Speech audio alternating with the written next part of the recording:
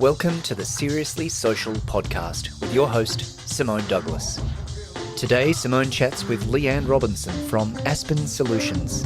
They talk about connection, coincidence, and vulnerability.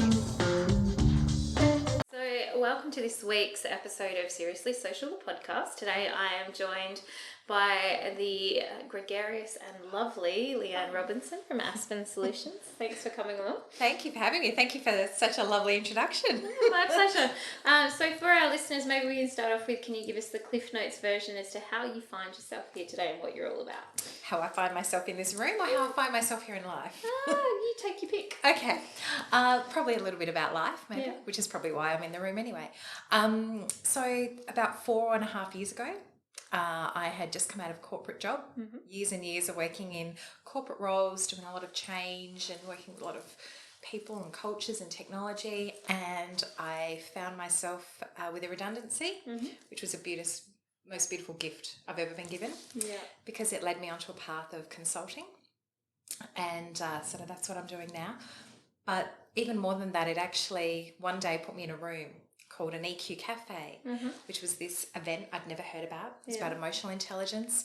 It was a free morning event. I thought it's a great opportunity to network and just learn some stuff I might not know. Cool. So I walked in the room and there was some lovely people there, and a big hairy man came in and sat down at the table that I was on. And we didn't really actually chat that day, but we did sort of a bit of an activity, a bit of discussion at our table. And I really liked what he had to say. And he talked about the reason that he'd come from this background of change management. He'd just been made redundant from his corporate job. He was looking at moving into consulting, and he wanted to know more about this emotional intelligence stuff. And I thought, that's kind of really interesting. I didn't get a chance to talk to him that day, but I tracked him down on LinkedIn. We love LinkedIn. We love LinkedIn. How good is LinkedIn? So I tracked him down on LinkedIn, connected with him, said, hey, I really liked what you had to say at the event. Would you like to grab a coffee? And so Daniel Panozzo and I met, and we both were sort of on this consulting path starting at the same time. And so we really, while we were each taking our own journey, we were collaborating, just learning from each other, sharing what we'd found, what we'd learned. And then an opportunity came up to actually collaborate and partner on a project. And in that moment, sort of, we started working together. But we also continued to understand more about this emotional intelligence stuff for ourselves. But then also, as we kind of went along, saw this opportunity of how this really blended with the work we do. So from a change perspective, there's all these wonderful frameworks and methodology and operational processes you can put in place to manage change. But if you can't engage and connect with people, Change isn't going to happen. Change isn't going to happen. Or it'll happen, but you'll be dragging them along. And it will never quite give you the full return on your investment. So for us, we saw this emotional intelligence as a way that we could bring change and EQ together and really help people to get on board and thrive through these times of change rather than be dragged along. And then, so Daniel and I continued to do that work. We became accredited in this work, and Aspen Solutions was born. And so for us, it's built on two things. Certainly the aspen tree, having these roots that go out and sort of, connect other trees. So building this community is really, really important for us. But it's also about aspire and enrich. So how can we help people to aspire to achieve more in their life and to be more fulfilled?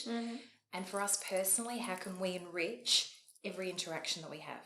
I love that. So that's how that came to be. And to sort of bring it full circle, in October last year, Daniel and I actually had the opportunity to run and facilitate an EQ Cafe, where we now have the opportunity to run these free events for the community and pay it forward. And so it was this beautiful coming full circle. Back to where we started, where we spot. Absolutely, where we met, and then we've kind of gone through all this stuff and we were able to bring it back full circle and now be able to actually run those events and give that back to the community and hope that other people can come into that space and get the richness that we got. So, exactly. So that's sort of what brought me here to where I am now and the work that we're doing. And EQ's been around for a long time. Has, but there are still kind of these let's call them dusty managers that are like hidden away in offices that, you know, yes. not in my world many, but, you know, like who go, oh, it's a fluffy thing, you know? Yeah. Like it's emotion makes lots of people uncomfortable, therefore having emotional intelligence is like I'm transactional and I do the logical things. Absolutely. It makes all of us uncomfortable. It makes me uncomfortable. Yeah. I was uncomfortable with it as anyone else. Yeah. Right? But there is, you're right, it's been around for a long, long time. And but businesses are now starting to understand that we bring our whole selves to work. So there's, gone are the days where you leave your baggage at the door and you come to work and I just focus and do my job and then I'll pick my baggage up on the way home. Yeah. It doesn't work that way. We're whole humans. Yeah. And so we are seeing less and less of those managers that are working in that transactional space. But what we really find is rather than talk to businesses about emotional intelligence, it's actually let's uncover what are some areas in your organisation that you're challenged with. And it might be things like motivation, teamwork, collaboration, implementing change, building trust. Trust is a big one that we're seeing in organisations where they're saying, you know what, there's actually not a lot of trust in our organisation right now. What people don't realise is that we can actually, what lives underneath that is if we can actually tap into people's emotions and if we can help them to have greater self-awareness, to navigate that better, to demonstrate empathy, then all of these other areas like motivation and teamwork and trust, they all come together. They all come together. And then that transactional stuff that we're all trying to achieve happens. Yeah. Because what we know is that emotions drive people. Yeah. But people drive performance. Yeah, exactly. No, I agree with that. I think too, it's I'm often amused by leaders who want their people to have emotional intelligence, but fail to recognise that the roadblock that's currently happening within their business or organisation is that they're not prepared to be emotionally available or emotionally vulnerable. Absolutely. And so,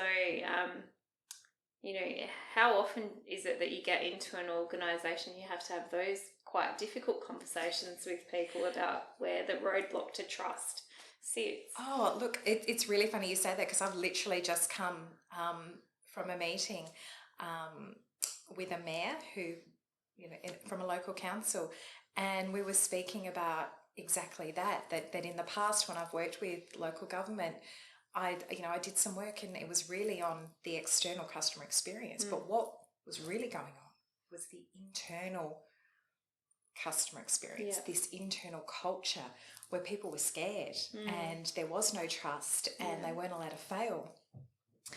And that really was driven from the leadership down. Like they wanted their people to be vulnerable and take risks and be creative and innovative, yet persecute them if they dared to make a mistake. So where is the trust and why would there be any creativity and innovation? And so it was a really tough conversation. I had to sit in a room with CEOs and a directors group and tell them, you guys are you're the problem. You're part of the roadblock. If you want your people here doing this, this is where the challenge is. So I absolutely have to have those tough conversations, and sometimes they go well, sometimes they're not so well. But that's all about the leader's self-awareness as well. Yeah, it is. And I think I'm a bit spoiled in terms of the fact that I'm a business book tragic. So I just read, but mostly business management theory and practice books and emotional intelligence books and whatever else. Got plenty of them on there. But, I see that as much as I really enjoy reading them, I enjoy discovering aspects of myself as well. But I've still had to hand on heart with my teams from time to time and go, so I've stuffed up, or I've let you down, or I haven't given you the resources that you needed, or, so, and then ask the question, okay, so how do we fix this? As opposed to me going, this is how we fix this. It's just like, okay, what do we need to do? What do you need? But that requires great vulnerability on your part, right? To turn around and go, actually, I made a mistake and I broke it. And rather than you also turn around and go, this is what we're going to do. It's trusting people to, let's work through this together. Yeah.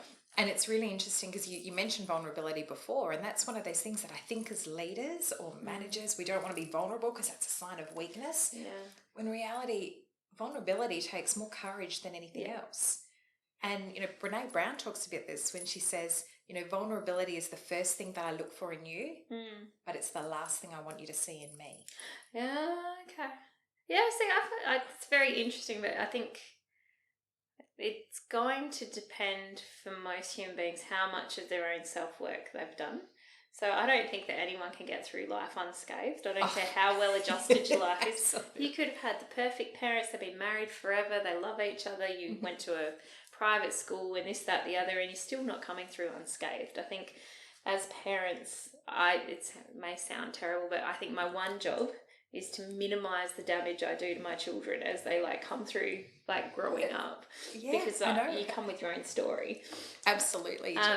But yeah, I think it's so we if we don't then unpack this stigma about actually working on yourself and actually work on yourself, then what you get is leaders who are scared of failure and therefore can't be vulnerable because... Exactly, right. And look, it's interesting. We find that when we're working with leaders, there is at times this real apprehension to want to, people come into the room and they cross their arms and I don't do emotions and I'm not really interested in this. I don't know why I'm here. I've been sent here. But it's really funny with some of the assessment tools that we use, and they don't all have emotions in them. Yeah. Sometimes it's tapping into just our brain styles, our preferences of where our brain sort of tends to go. And when we can kind of make it a little bit more sciencey and talk about the brain as opposed to emotions, people are a little bit like, okay. They start to uncross their arms. They do. They say, okay, all right. And it's interesting because what we'll find is even often the most hardened, shut down people, by the end we'll have opened up and gone, okay, I've actually learned something about myself. Wow, that's a really cool insight. Yeah. And, it all just starts with that self-awareness, right? Yeah. So even if we don't necessarily seek development, sometimes when things show up, if we're willing to just tap into them, and then it can open up all sorts of things. And I've had some really great stories of leaders who have just been open enough to have some self-awareness and just try something different. Well, and how that plays out. Absolutely. I think the pandemic taught me a lot about leading in different ways. So I definitely put all of my training and reading to the test for 12 months. But, in terms of the social media agency, so we had 40% of our clients are hospitality and tourism-based businesses. So we let 40% of our clients out of their contracts overnight because they all got shut down, which means we lost 40% of our retainer revenue, which means I had to then have the difficult conversation with the staff about I've got two options right now.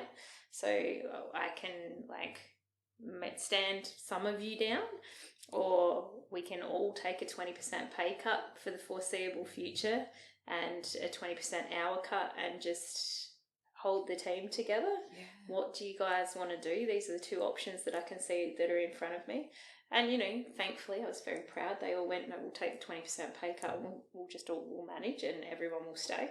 And the beauty of things like when JobKeeper came in, it meant I could back pay them their pay cut, which was great. So, but I had that going on, and then I had the pub going on at exactly the same time. So I've got 7 families over here that I'm trying to feed, and I've got 18 families over here. But one of the things that I worked out is I'm very resilient and adaptive to change, and I have an innate trust in my ability to get through things. So I inadvertently assume that everybody else is programmed the same way. And so I was getting really frustrated. Alex and I were having a business partner and we're having these conversations. He's like, you're expecting too much of people. You can't, they're processing all of these things. Because I'm like, no, we need to get this and this done. Yeah. This is how many hours everyone needs to work and this is what we need to do. Because I'm like, we're still moving forward because I never stop moving forward. And he had to have a really strong conversation with me about human beings aren't naturally built the way that you're built. Yeah. And you have 30 human beings across 2 businesses and you're asking them to be you, and that's not fair. And it was really eye-opening, and I kind of had to eat a bit of humble pie and go, right, okay, so what are they capable of? Talk to me. What is everyone prepared to do? How's everyone travelling?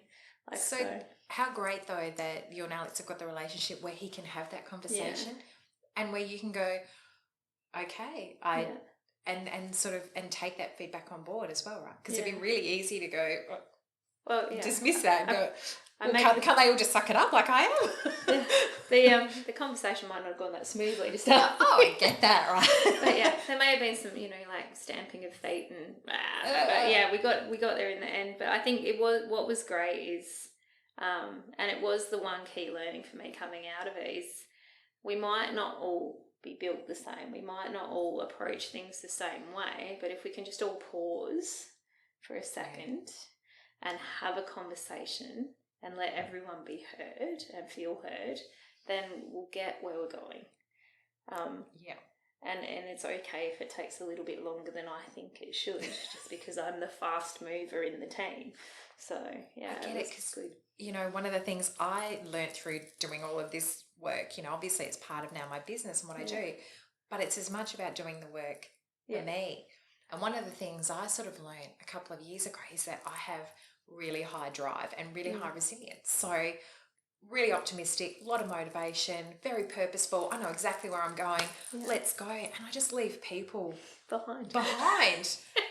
And I hold myself to these really high standards that I then expect everybody else to meet me where I'm at. And I've had friends and business partners say, not everybody's like you. Like, cut them some slack. And so I've had similar conversations as well. So I don't sit there going, I know how that feels. Yeah. But it was actually really eye-opening for me as well. And what it allowed me to do was actually drop the bar for myself a little bit and go, you know what? Yeah, I probably don't need to be so hard on myself. I probably can just stop and slow down and pause and reflect and breathe a little bit. Yeah. And then maybe everybody feels like they can breathe too. They can breathe, and then maybe they can come and join me when they're ready. Yeah. Instead of me just forge ahead. So I totally relate to that. It's a dynamic tension in our lives. I think when you're the people that create something from nothing, and and you are the vision and the innate force that's like driving the thing. Yeah. It can be just as exhausting to have to stop. In fact, I find it quite difficult. Alex thinks it's hilarious because he'll say, okay, so we're taking the weekend off. I'm like, yeah, cool. What are we doing? Where are we going? Are we going cellar doors or what do we do? He's like, so we're just going to sit on the couch at home. I'm like, what? Sorry, wait. What? He's like, so you need to learn how to be still. I'm like, I know how to be still. I do yoga, I meditate, I lift weights, I do the. He's like, yeah, no, it's not. It's not being still. I'm like, God damn it. So it's good to have people around you that are not the same as you too. I think is important. Yeah, right. That actually make you stop and do that. Yeah, I can absolutely relate to that as well. I promised Sunday was going to be my day of nothingness, where I was going to do nothing. Yeah. I got to about 2 PM and I was itchy and fidgety, and so I went to Bunnings and bought plants and went outside and gardened. I don't even do gardening, but seriously, I don't do gardening, but it was something, and I felt like I accomplished something. And then I've got these beautiful pots with some plants, and I went, okay, and now I'll go back inside and now I'll do nothing. Yeah, because I've done something. I've done something to now break my nothing. Yeah. So I get it. It's hard though, right? That's not easy for everyone. No, it's not. And I think it's not easy. I don't think as human beings, driven human beings, are easy to live with either. Oh, because we're not. Because it's always about the next thing. It's always about where we're going. It's always about, and so props to Alex. He's very good at navigating that for himself because he's driven in different ways, creative process and, creating things from nothing. But I was having a conversation the other day. I'm curious what you think about it in terms of, this morning I was on the BizWeek panel. Mark Boris was the keynote. Yes. And I'm like, and I was texting Alex last night. I'm like, this is actually a big deal. And just a little bit. And I said, but when I do stuff like this, no one bats an eyelid because this is just what Simone does. So, she goes and writes books and goes and speaks on stage and goes and does. So it's almost like achieving really like things that if in anybody else's life they'd be like, oh my God, you kind of expect to not pause and celebrate. So have you paused and celebrated? Well, I'll be celebrating with whiskey tonight, but no, I actually had Bizweek, 6 podcast interviews and like 3 Zoom calls today. But it's, I get that as well. Like I can actually really relate to that. You know, my best friend, love her to pieces, would say to me, Leanne, can you just not be still for 5 minutes and just appreciate what you've just done or what you've just achieved or what you've just created? Yeah. Can you just not sit and be happy with that for 5 minutes before you're rushing off to do the next thing? Like and that sits with me sometimes. Yeah. And actually, I've actually got this tattoo on my hand that my son actually organised for me. Yeah. For my birthday last year. That's cool. And it's got the word joy. Yeah. Because I was having dinner with some friends last year, and it was sort of the first time we caught up after the pandemic, and we'd got together and we were all sharing stories, and they were really like negative stuff like this has happened and the baby's been sick and work's been, you know, like everything with COVID and it was really sort of quite negative. And then there was a couple of really beautiful things and special things that had happened, and we all just brushed over them because we were sitting there kind of doing this one. This. And I actually stopped and went, wow, look how much time we've invested in this yucky stuff. And there's been some really cool things that have happened in all of our lives. Yeah. And we've just glossed over it. And my friend Chanel looked at me and she said, we just need to learn to sit with joy. Oh, I like that. That's good. Yeah. And I just sat there and went, oh my God, sit with joy. And so when I was sort of thinking about this tattoo, I knew I wanted to have a word there. Yeah. And so I selected joy, and it's to remind me of those moments, like to sit there and enjoy them. Yeah, I'm on a Bizweek panel with Mark Burris. Yeah, pretty cool. This is cool. I'm just going to sit with joy. Yeah, you know. So I get it. I run fast. I think there's a lot of things that you and I have in common in that regard, and so sometimes I think it's really important we do stop and actually celebrate those moments and allow other people to make us stop and celebrate them too. And celebrate them too. I think that's a good spot to end on and wrap up. We're going to encourage all of you to go sit with joy and actually enjoy the very small moments, whatever they are. You know, for me, it was as simple as the sunrise this morning was amazing, heading out to breakfast. So those kind of things are great too. So you can find Leanne's details and Aspen Solutions details in the comments on all of the places where we're posting the podcast. Herself and Daniel are both entertaining human beings and worth a cup of coffee, absolutely. But I actually like a milkshake, just saying. But if you are looking at some of those aspects with your team, or based on some of the stuff you've listened to today, you think you may be one of those leaders that's roadblocking the success of your team, I encourage you to be a little bit vulnerable, reach out and ask the question and see how the guys can help. But yeah, we'll see you next podcast. Cheers. If you enjoyed this episode of Seriously Social, check our website for the latest news, show notes, and for details about Simone's latest book, Confident Networker. You'll find us at social media, aok.com.au/podcast.